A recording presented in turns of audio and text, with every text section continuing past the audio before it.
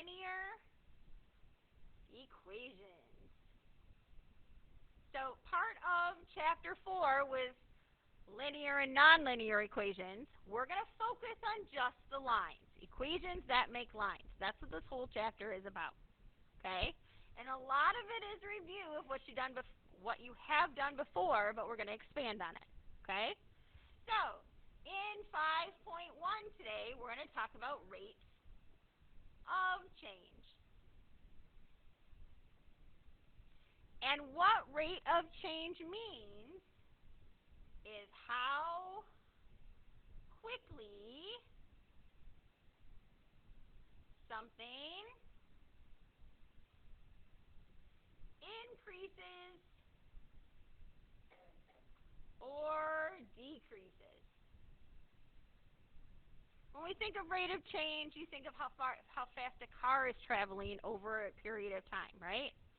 Whether it's increasing in speed or decreasing in speed. Rate of change has many words that mean the same thing. So let's go there next. Rate of change is sometimes called slope, which we're going to refer to a lot. It can also be called rise over run. Have you guys heard that one before? You haven't heard of rise over run? Just the rise part, huh? Okay, we also can say it's the change in y over the change in x. So when I say the change in y, it's how quickly it's going up or down compared to how far you're going side to side. Okay? So, I guess where I want to start is with Mr. Slopey. Alright, I want to talk about Mr. Slopey. Mr. Slopey. When something is a positive slope, it is increasing at its angle. So the more it increases, the more positive it is, right? Okay? If something is a negative slope, it's decreasing or going down. When you talk about it going from left to right.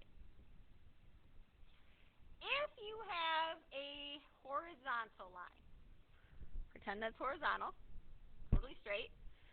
If I were to take, you guys all had like the Matchbox cars or Hot Wheels or whatever when we were kids, right?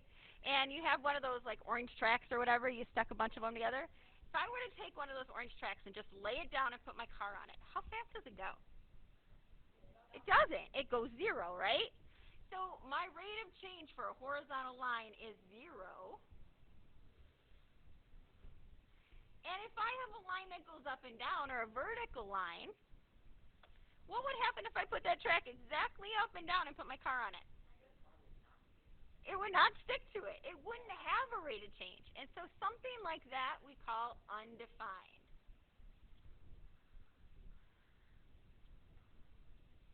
Okay? So this Mr. Slopey is going to help us with some of our slopes along the way. All right?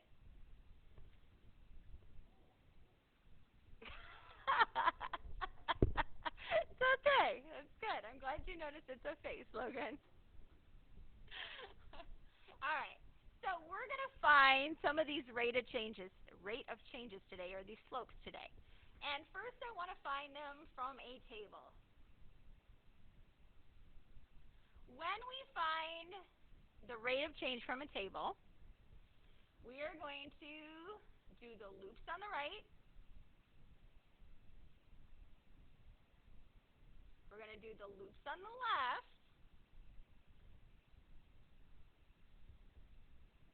And then we're going to divide. So when we do the loops on the right, this is our y value, which is the change in y. When we do the loops on the left, those are our x values, or the change in x, and then we divide y divided by x. All right? So, if I have a table, let me move that up a little bit more. Example number 1.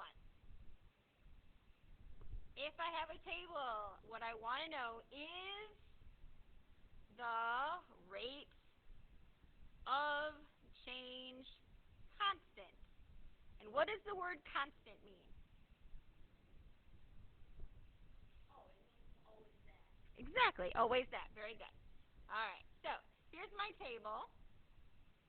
Let's say my x values are 1, 2, 4, and 5.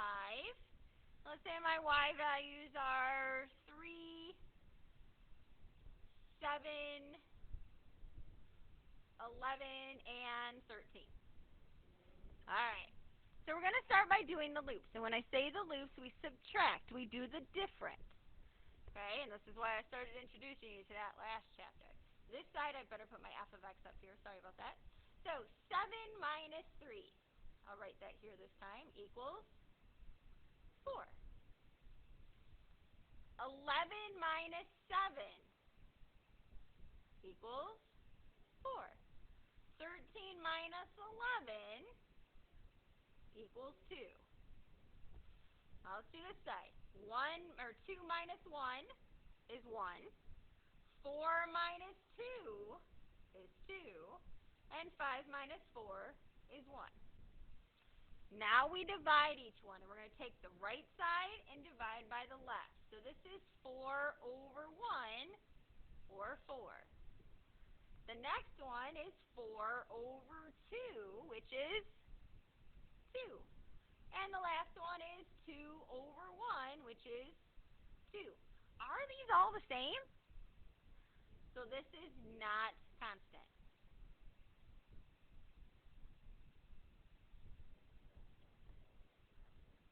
Correct. Correct. Okay?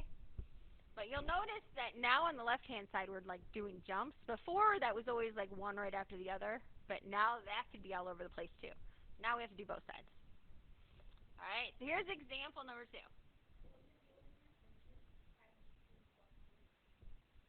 Not every one of them. Yeah.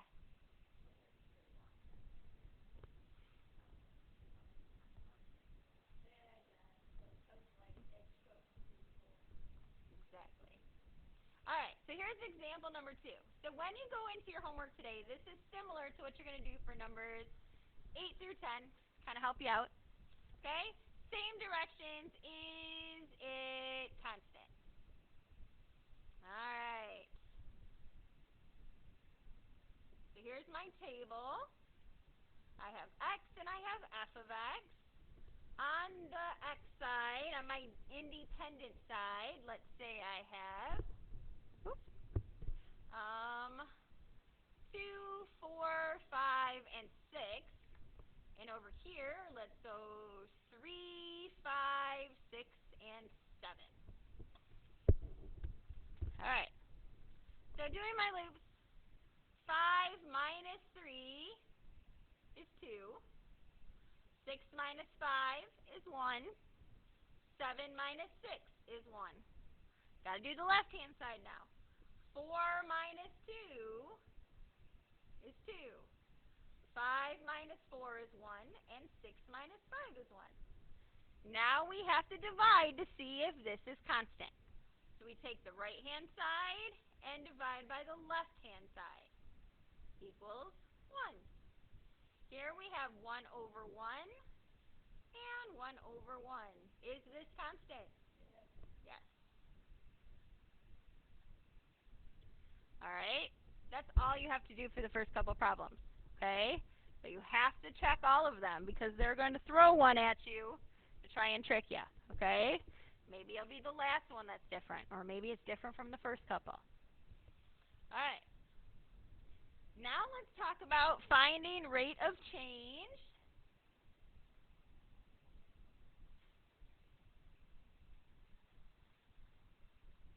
from a graph.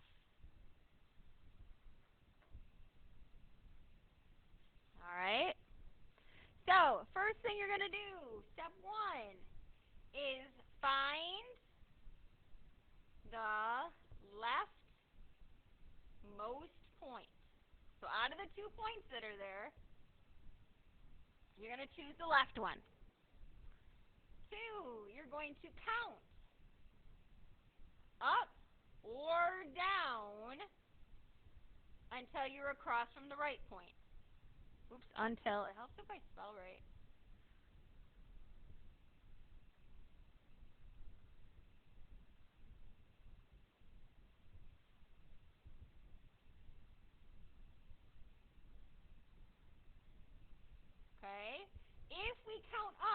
to be positive, and if we count down, that's going to be negative. All right? Then you're going to count to the right. And you are going to write as rise over run. Okay? So you're going to pick out of the 2 points, you pick the left one. Then you're going to count either up or down till you're across from the other point, and then you're going to count to the right. That's it. Super, super simple. Thank you. All right, so I'm going to actually put it on a graph very quickly. Let me get a graph up here for us.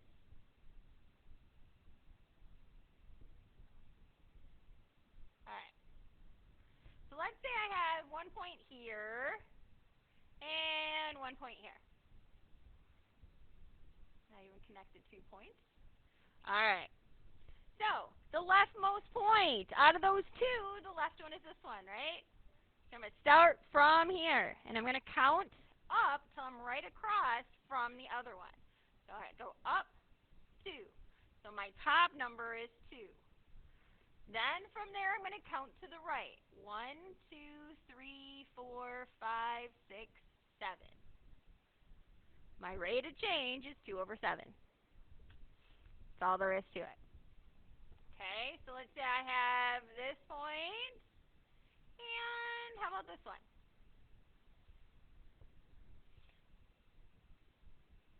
All right. So again, out of those two, my left point is here. So this is where I'm going to start. And I'm going to start by counting down until I get across to my right point. So 1, 2, 3, 4, 5. If I'm going down 5, that means it's negative 5 over. Let me fix that a little. Sorry, a little sloppy. Then I'm going to count to the right. 1, 2, 3, 4. Okay? This is what you have to do for problems number 12 through 16. You look in the book, and you just count and write down what you get. Any questions at all? Doing good? You guys remember doing this with Mrs. Lacey? Okay. You guys didn't do it. I know the 9th grade did. Yeah. Okay. Okay. All right. So we talked about how to do it from a table. We talked about how to do it from a graph. Let's find the rate of change from 2 points. All right, so I say that from 2 points, you could plot those 2 points and count it, just like we just did. But there's always a better way. We're in algebra now, right? We're going to put it into an equation. The equation to find slope, because that's what rate of change is m equals y2 minus y1 over x2 minus x1. Okay, so if I have 2 points, let's say I have the point 3, 5.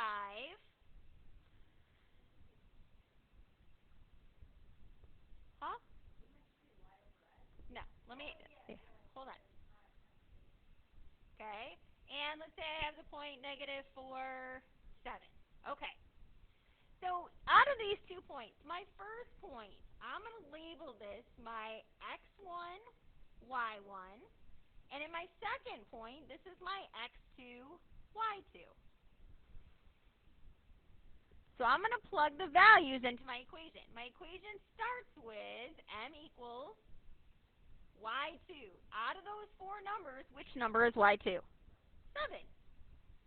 Minus y1, which is 5, over x2, negative 4, minus x1, which is 3. All right, so now we simplify. 7 minus 5 is 2. Negative 4 minus 3, negative 7. Okay? Alright. Here's example number 4. I'll leave that there for a second. Example number 4. Again, this is what you're going to have to do for 18 through 22.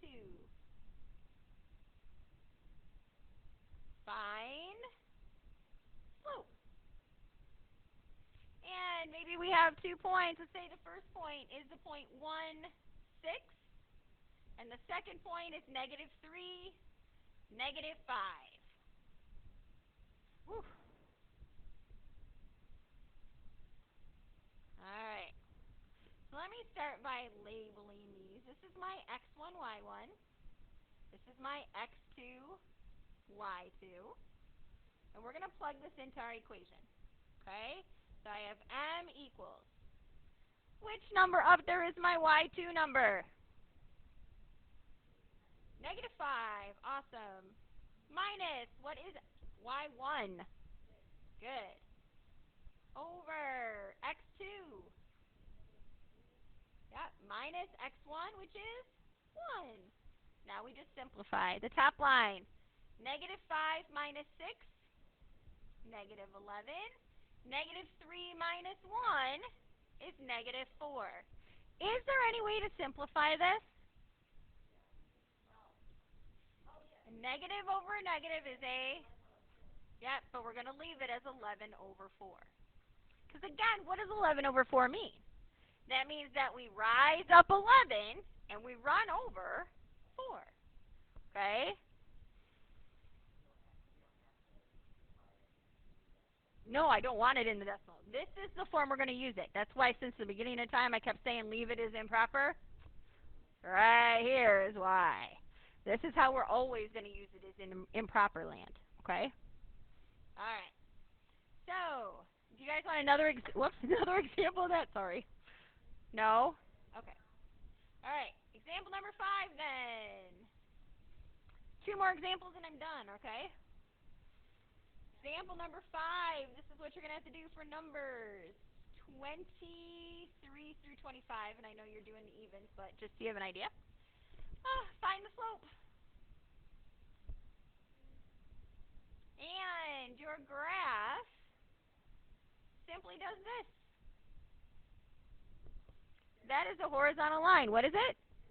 It is 0, absolutely. M equals 0. Okay, so if I have one that looks like this, what is my slope for this one? Undefined. So M equals undefined. And you can just do the first 5 letters if you want. That's fine. You can't just say U, though.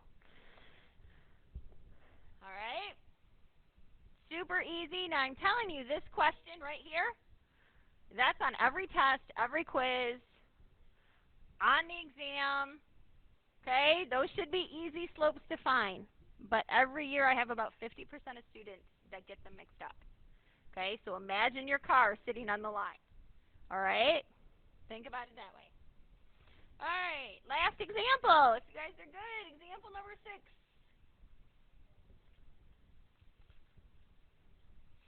State if the slope or rate of change is positive, negative, 0, or undefined. Okay? And this one's going to be in words, so we have to discuss it a little bit more. Okay, you score 98 for missing one question. Okay, you also score a 92 for missing 4 questions. I want to know if this is a positive or negative slope. So we have to put it into points. Okay? Now, talking about the first one, remember that your x value is your independent value, and your y value is your dependent. So, score 98 for getting 1 wrong. What's independent and what's dependent? Yes. Good. So this is actually our x value, and this is our y value. So let's write those 2 points. So we have, if you get 1 wrong, you get a 98. And if you get 4 wrong, you get a 92. All right, so out of that, I need to find out if this is a positive, negative, 0, or undefined slope. So, oops, here we go. Let's do x1, y1, x2, y2. All right, y2 is 92 minus y1, which is 98, over x2, which is 4, minus x1, which is 1. 92 minus 98, negative 6. 4 minus 1 is 3. What does that simplify to? Good. Negative 2 or negative 2 over 1. So is this positive, negative, 0, or undefined? It's a negative. Thank you. This is a negative slope. All right. Questions at all? Okay. I think the last couple that are this one right here, those are going to be the toughest because you've got to determine what's independent and what's dependent. Okay? All right. So your homework is on page 298 to 299. It's numbers 8 through 32 even. If you have to calculate your slope by putting it into the equation, I need to see that work. You hearing me? You hearing me? You hearing me? Okay? If you have to put in an equation to get the slope, I need to see that work. If all you're doing is counting it, obviously there's no work to be done. All right? I did already post this in Google Classroom, and it's also in your book. So whichever way you like best, go for it, okay? You still have about, 15 minutes left of class, so you might be able to get a lot of this done, and I can answer some questions for you. Thank you.